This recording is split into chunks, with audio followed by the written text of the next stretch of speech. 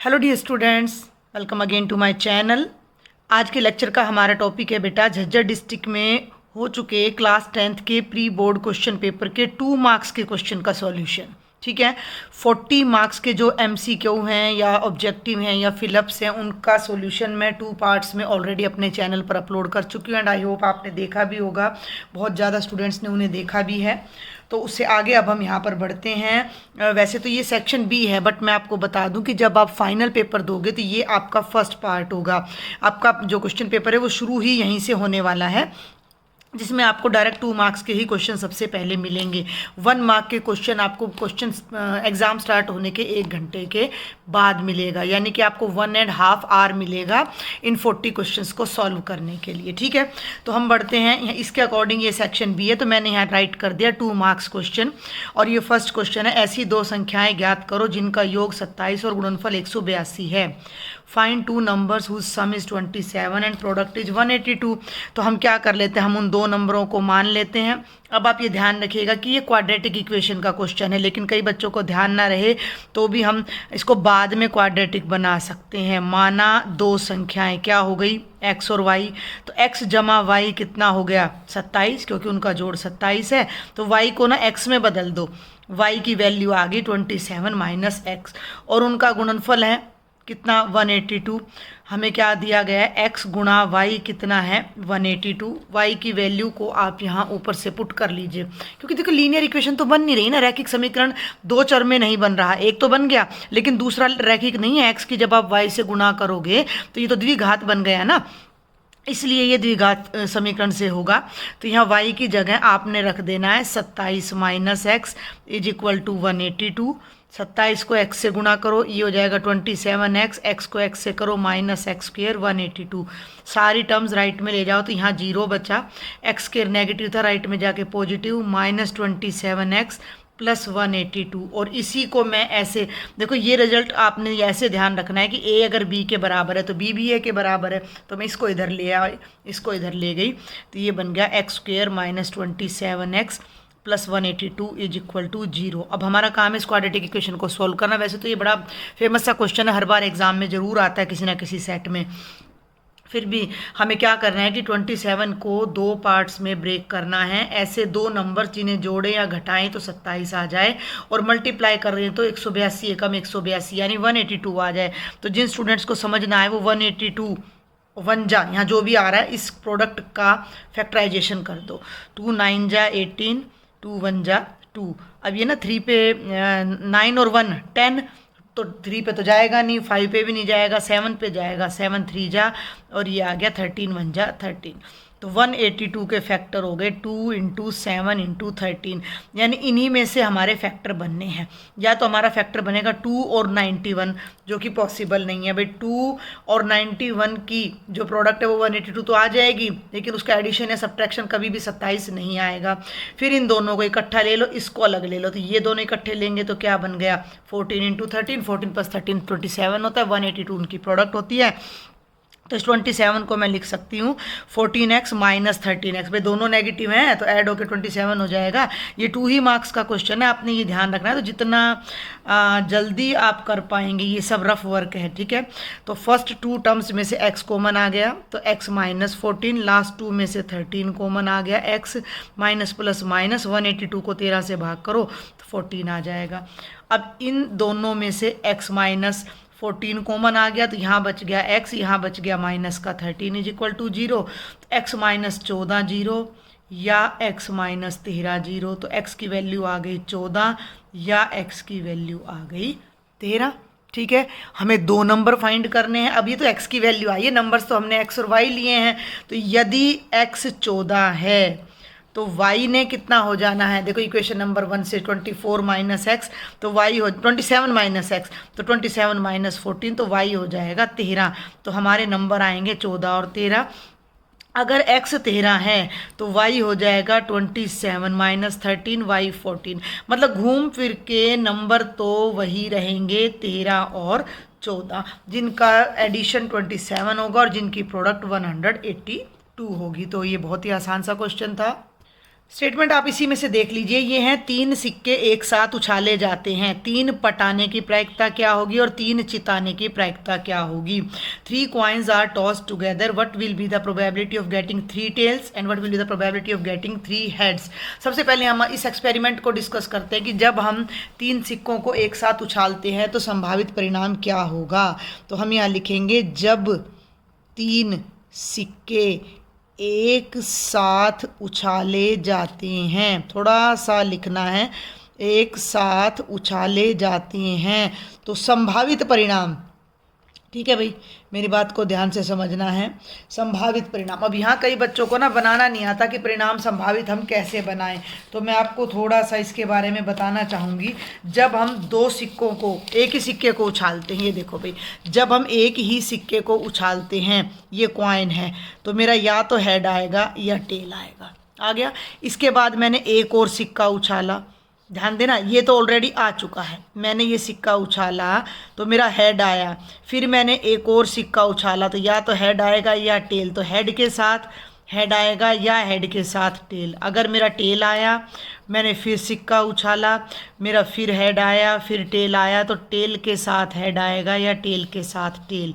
ये एक कॉइन उछालने पर संभावित परिणाम है, ये 2 कॉइन उछालने पर संभावित परिणाम है। ऐसे जब हम 3 कॉइन उछालेंगे तो इसके साथ भी हेड टेल आएगा, इसके साथ भी हेड टेल आएगा, इसके साथ भी और इसके साथ भी। तो ये कई बच्चे भूल जाते हैं कि वो संभावित परिणाम हमने कैसे लिखने हैं। तो आप क्या करो कि 2 वाला बना लो, संभावित परिणाम बन गया, ये तो आसान है, H H H T T H T T. और 3 वाले बनाने के लिए प्रत्येक के पीछे एक बार एच लगा दो और प्रत्येक के पीछे एक बार टी लगा दो। ध्यान से देखना, अब एच एच है तो मैं इन सब के पीछे पहले एच लगा रही हूँ, तो ये बनेंगे एच एच एच। ध्यान देना, एच टी है तो H T H, T H है तो T H H, T T है तो टी टी एच, हो गया। इन चारों के पीछे मैंने एच लगा दिया। अब मैं इन चारों के पीछे टी लगाने जा रही हूँ, एच एच टी, सेकंड पे आ जाओ एच टी टी, थर्ड पे आ जाओ टी एच टी और फोर्थ पे आ जाओ तो टी टी। तो कुल परिणाम कितने मिल सकते हैं हमें? 8। जब हम 3 बार कॉइन उछालते हैं तो हमें 8 वांछित परिणाम, संभावित परिणाम मिल सकते हैं। अब हमारा पहला जो प्रायिकता निकालने का क्वेश्चन है वो 3 पट आने की प्रायिकता क्या होगी। तो इसको हमने एक घटना मान लिया, माना ई है भाई, ये माना ई बराबर है 3 पट यानी टेल आने की घटना। Let E be the event of getting 3 tails, ठीक है। तो ई के पक्ष में परिणाम यानी 3 पट कितनी बार आए हैं, 3 पट कितनी बार आए हैं ये आपने देखना, यानी 3 बार टेल एक ही बार आई है तो 1 आ गया। तो ई की प्रायिकता आप कैसे लिखोगे? ई की प्रायिकता का मतलब 3 पट की प्रायिकता, और वो क्या हो जाएगी? ई के पक्ष में परिणाम बटे कुल परिणाम, favourable outcomes by total outcomes. कुल परिणाम 8 हैं, उनमें से एक ही बार हमारा टी टी टी तीनों पे पट आ रहा है, तो ये हमारा आंसर हो जाएगा। और सिमिलरली हमारा सेकंड पार्ट है 3 बार टेल आने की, हेड आने की यानी चित आने की प्रायिकता। तो इसको हम दूसरा इवेंट नाम ले लेते हैं, माना एफ बराबर है 3 चित, सेम लाइन पर आपने लिखना है इसको, 3 चित आने की घटना।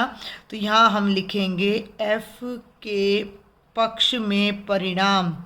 3 पट कितनी बार, 3 चित कितनी बार आ रही है, ये भी एक ही बार आ रहे हैं, तीनों पे हेड आ जाए, तीनों पे हेड आ जाए तो एक ही बार।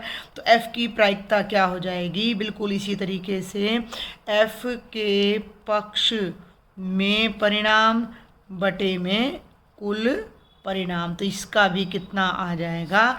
1/8। तो ये भी बहुत ही आसान सा हमारा क्वेश्चन था। आगे बढ़ते हैं, इसमें 43 है, वैसे क्वेश्चन नंबर 3 है। x और y के बीच संबंध इस प्रकार ज्ञात कीजिए कि बिंदु एक्स वाई, ये हमारा 7th चैप्टर से है, बिंदु एक्स वाई बिंदुओं 3, 6 और -3, 4 से समान दूरी पर हो। Find the relation between x and y such that the point x y is equidistant from points 3, 6 and -3, 4। English में और भी अच्छे से समझ आता है कि ये वाला पॉइंट इन दोनों से समान दूरी पर हो। जब भी इस तरह का कोई क्वेश्चन आपका आता है, देखो एक तो आपने ये ध्यान रखना है कि एक पॉइंट तो आपको ए गिवन है जिसके कोऑर्डिनेट्स हमने मान लिया कितने हैं 3 6 हैं। दूसरा पॉइंट आपका बी गिवन है जिसके कोऑर्डिनेट्स -3 4 है। तो हमें कोई तीसरा पॉइंट पी भी गिवन है जिसके कोऑर्डिनेट्स एक्स वाई हैं। तो पी की ए से डिस्टेंस और बी से डिस्टेंस इक्वल है, हमें ये बात पता है। और इस पर हमें एक रिलेशन यानी एक समीकरण बनाना है एक्स और वाई में। तो सबसे पहले तो इस क्वेश्चन में आपने पॉइंट्स को नेम जरूर देना है। तो कैसे नेम देंगे? दिए गए बिंदु, तीनों बिंदु आपको दे रखे हैं। तो P हो गया x कोमा वाई जो अननोन है, और A हमारा हो जाता है 3 6 और B हमारा हो जाता है -3 4 अकॉर्डिंग टू क्वेश्चन या प्रश्नानुसार। क्या कहा गया है प्रश्न में? अकॉर्डिंग टू क्वेश्चन P की A से जो डिस्टेंस है और P की B से जो डिस्टेंस है वो सेम है। अब हम यहाँ पर क्या इस्तेमाल करेंगे? डिस्टेंस फॉर्मूला या दूरी सूत्र से। P की A से डिस्टेंस, इस पॉइंट को भूल जाओ, इन दोनों पर डिस्टेंस फॉर्मूला लगाओ। तो x - 3 का स्क्वायर, ध्यान देना है, x - 3 का स्क्वायर प्लस y - 6 के स्क्वायर का अंडर रूट। डिस्टेंस फॉर्मूला क्या होता है? x2 - x1 square plus y2 - y1 square का under root is equal to PB। तो a को भूल जाओ, P की B से डिस्टेंस निकालो, x - -3 तो 2 माइनस मिलके प्लस हो जाएगा, और प्लस y - 4 का स्क्वायर सारे का अंडर रूट। अब एक बात का ध्यान रखना, बोथ साइड्स में स्क्वायर रूट है। स्क्वायर रूट हटाने के लिए हम क्या कर देते हैं? दोनों तरफ वर्ग करने पर, स्क्वेयरिंग बोथ साइड्स, दोनों साइड्स में हम स्क्वेयर कर देते हैं। तो जब हम यहाँ स्क्वेयर करेंगे तो ये अंडर रूट भी हट जाएगा और ये भी, क्योंकि हमारा 2 मार्क्स का क्वेश्चन है तो हम बहुत लंबा नहीं करेंगे। स्क्वेयर करते ही ये पूरा अंडर रूट हट जाएगा और ये पूरा। तो यहाँ बच गया x - 3 का स्क्वेयर, यहाँ बच गया y - 6 का स्क्वेयर, यहाँ बच गया x + 3 का स्क्वेयर, यहाँ बच गया y - 4 का। अब इस सवाल में 2 फॉर्मूले यूज होने वाले हैं। a + b स्क्वेयर होता है a² + b² + 2ab। ठीक है भाई, ये ना सब बच्चों को याद होने चाहिए ये फॉर्मूला। तो a - b का स्क्वायर होता है a² + b² - 2ab। ठीक है भाई, तो ये अब हम ले लेते हैं x - 3 का स्क्वायर। तो x का स्क्वायर प्लस 3 का स्क्वायर 9 - 2 3 6x, y - 6 का स्क्वायर तो y का स्क्वायर प्लस 36 - 2 6 12 y। राइट में आ जाओ, x + 3 का स्क्वायर, x का स्क्वायर 3 का स्क्वायर 9 + 6x, और y - 4 है। ठीक है, y - 4 है तो ये हो जाएगा y² + 16 - 8y। ये बीच में बराबर का निशान है तो दोनों साइड से जो सेम टर्म्स है वो कट जाएंगी। x² से x² क्यों कट गया है? ये जमा घटा थोड़ी कर रहे हैं, थोड़ा सा जमा भाग थोड़ी कर रहे हैं, फिर भी ध्यान दो, ये x² इधर जमा का है, मैं इधर लाऊंगी तो घटा का हो जाएगा। एक x² पहले से है, ये यहाँ के घटा होएगा तो दोनों एक दूसरे को मतलब घट के कितना हो जाएगा? 0। तो ये हमने यहाँ पर पहले ही काट दिया। अब ध्यान देना है, देखो मैं अरेंज कर रही हूँ। पहले मैं ले रही हूँ -6x, फिर मैं ले रही हूँ -12y, और 36 और 9 कितना हो गया? 45, दैट इज़ 45। फिर मैंने लिया जमा का 6x, घटा का 8y, और 16 और 9 कितना हो गया? 25। सारी टर्म्स एक तरफ ले आओ। हमारा क्वेश्चन क्या था कि हमें x और y में संबंध निकालना है, यानी कि x और y में एक तरह से इक्वेशन हमने बनानी है।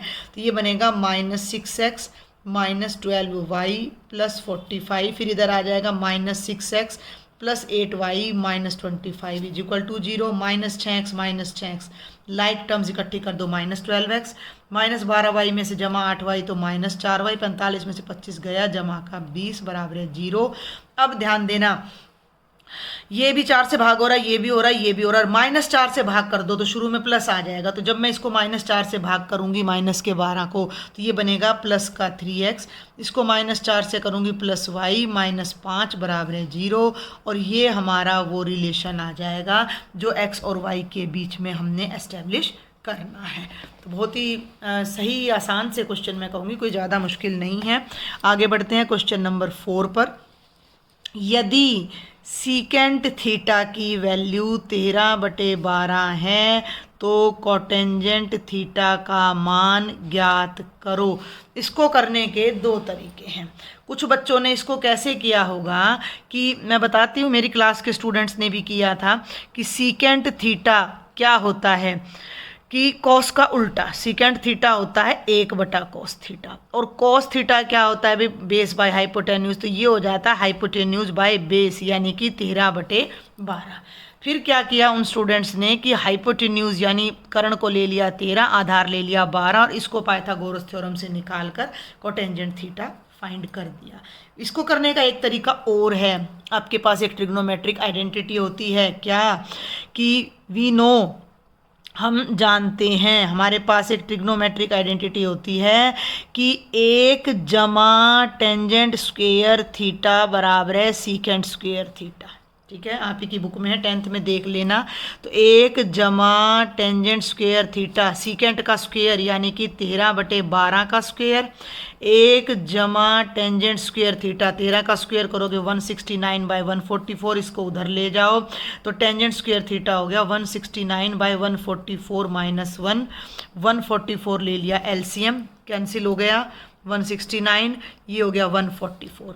ध्यान देना है टेंजेंट स्क्वायर है भाई ये, तो 169 में से 144 गए 25/144, दोनों साइड्स कर दो अंडर रूट, स्क्वायर से अंडर रूट कैंसिल, 25 का अंडर रूट 5 और 144 का 12, टेंजेंट थीटा आ गया 5/12। आपको हो गया, हमें तो कोटेंजेंट निकालना है, आ गया कोटेंजेंट थीटा। कैसे? कोटेंजेंट थीटा क्या होता है? टेंजेंट थीटा का रेसिप्रोकल होता है, तो 1/5/12 और इसकी वैल्यू आ जाएगी 12/5। आप इसको ऐसे भी कर सकते हो जो मैंने यहाँ पे ट्रिक बताई है, सीकेंट होता है कर्ण बटा आधार, इससे तुलना करेंगे तो कर्ण 13 आधार 12, पाइथागोरस प्रमेय लगाओ, 13 का वर्ग बराबर है 12 का वर्ग जमा लंब का वर्ग, 169 घटा 144 बराबर है लंब का वर्ग, ये 25 और लंब कितना आ जाएगा आपका 5, और यहाँ से आप निकाल सकते हो कि कोटेंजेंट थीटा क्या होता है? आधार बटे लंब, तो ये हो जाएगा 5/12। तो दोनों तरीके मैंने आपको बता दिए, you can choose what ever you like.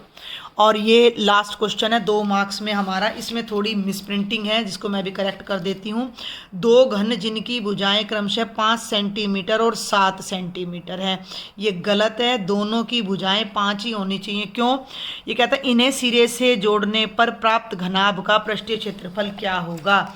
आप कल्पना कर लीजिए कि आपके पास लूडो की डाई हैं, 2 हैं, अलग अलग लूडो की डाई हैं, अलग अलग साइज की, भैया एक इस साइज की है और एक इस साइज की है, आप इनको जोड़ोगे तो क्यूबॉइड थोड़ी बनेगा, कोई ना कोई फिगर तो जरूर बनेगी, लेकिन वो किसी भी हालत में क्यूबॉइड नहीं बनेगा।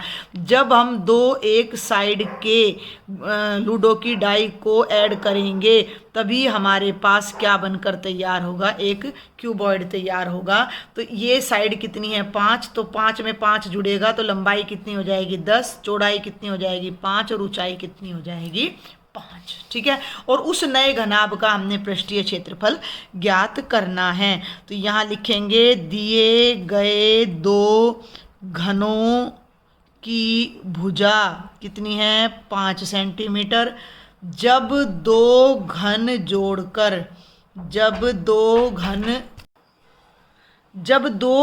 जोड़कर घनाभ बनाया जाता है तो क्या आ जाएगा? घनाभ की लंबाई यानी L कितनी हो जाएगी? 5 जमा 5 10 सेंटीमीटर। घनाभ की चौड़ाई B कितनी हो जाएगी? 5 सेंटीमीटर।